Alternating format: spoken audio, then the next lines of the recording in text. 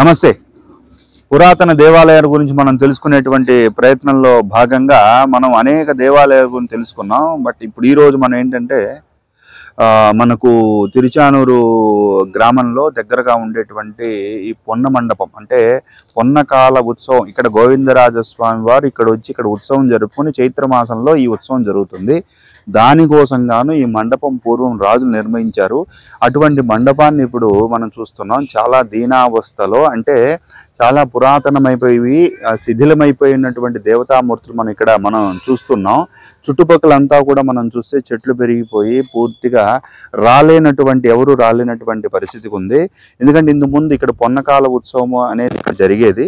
కానీ ఇప్పుడు మనకు ఈ కరోనా తర్వాత అనేక ఉత్సవాలు ఆగిపోయాయి.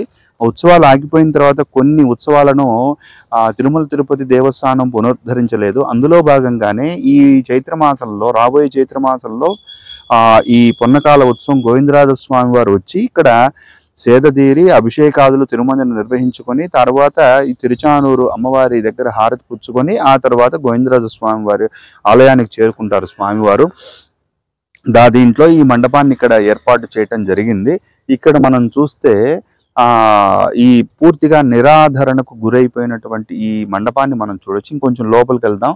ఇప్పుడు ఇక్కడి నుంచి మనం చూస్తే పైన దేవతామూర్తులు మనం చూస్తే అక్కడ కూర్మావతారము, మత్స్యావతారము, వరాహ అవతారము మనకి ఇక్కడ పైన మనకి ఇక్కడ కనిపిస్తుంది. సింహము, ఈ విధంగా అనేక రూపాలతో, అంటే ఈ మండపం చుట్టూ కూడా దశావతారాలు ఉన్నట్టుగా మనకు కొంచెం కనిపించకుండా ఉండేటువంటి ఆ మూర్తులు మనకి ఇక్కడ కనిపిస్తోంది. ఇంకా మనం లోపలికి వెళదాం.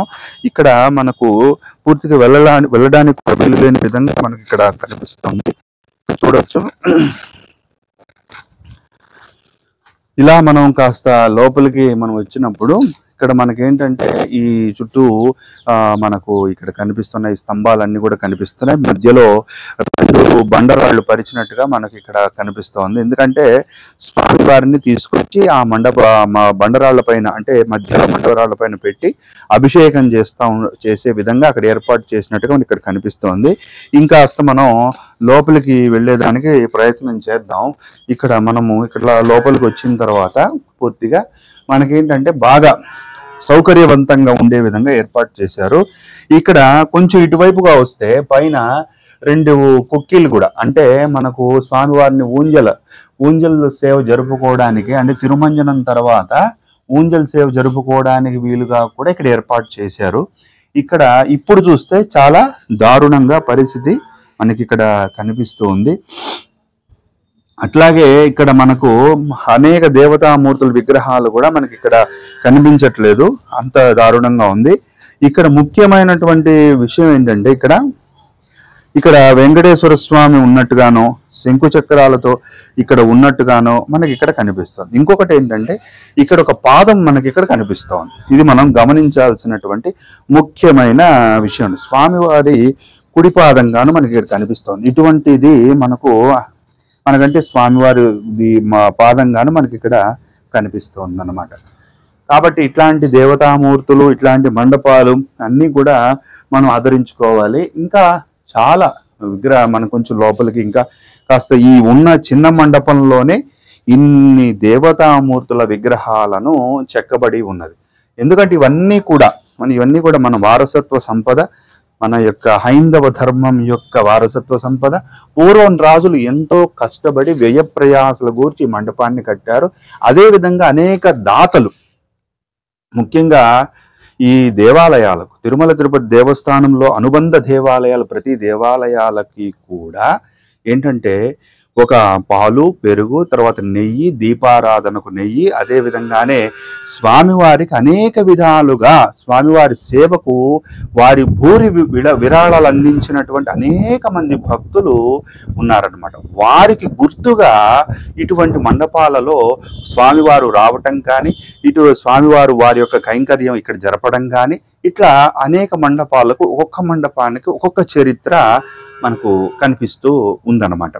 ఇలాగా ఉన్నటువంటి వాళ్ళు అందించినటువంటిది ఏదైతే ఉందో దానిని ఇప్పుడు నేటి తరం వారు దాన్ని విస్మరించడం. ముఖ్యంగా అంటే వారు భూరి విరాళాలు అందించి వారి సేవకు గుర్తుగాను ఇటువంటి మండపాల్లో సేదదీరి వారు ఆ ఉత్సవం జరిపిన తర్వాత స్వామివారు ఆలయాలకు చేరుకోవడం, ఆ ఉత్సవము పరిపూర్ణం చెందడం అనేది జరుగుతుంది.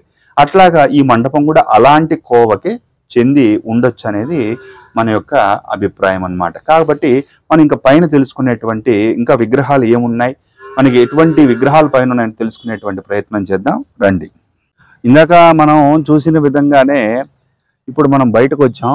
బయట మనకు దశావతారాలు ఇందాక నేను చెప్పిన విధంగానే దశావతారాలు పైన మండపంలో చెక్కినట్టుగా ఇక్కడ మనకు రాములు వారు అన్నట్టుగా స్పష్టంగా తెలియకపోయినప్పటికీ కొంతమేర స్వామి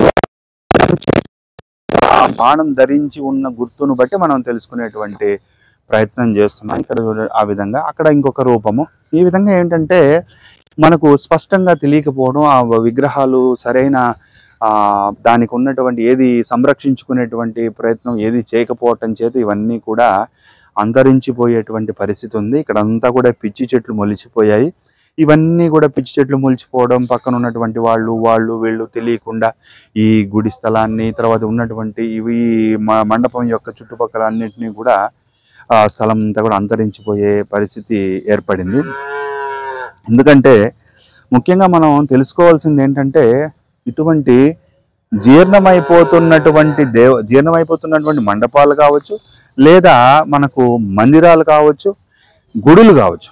మనం ఏం చేస్తున్నామంటే నేటి రోజుల్లో ఈ దేవాలయాలన్నీ కూడా జీర్ణమైపోయాయి. వాటిని అన్నిటి కూడా మనం తొలగించేసి కొత్త దేవాలయాలు కానీ కొత్త మండపాలు కానీ మనం నిర్మించుకునేటువంటి ప్రయత్నం చేస్తున్నాం. కానీ అది ఎంత మేరకు కూడా సబబు కాదు. ఎందుకంటే దీనిపైన ఉన్నటువంటి అపారమైనటువంటి భక్తి పూర్వము స్వామివారికి ఎవరైతే సేవ చేశారో అపారమైనటువంటి భక్తితో వారు ఏర్పాటు చేసి ఉంటారు.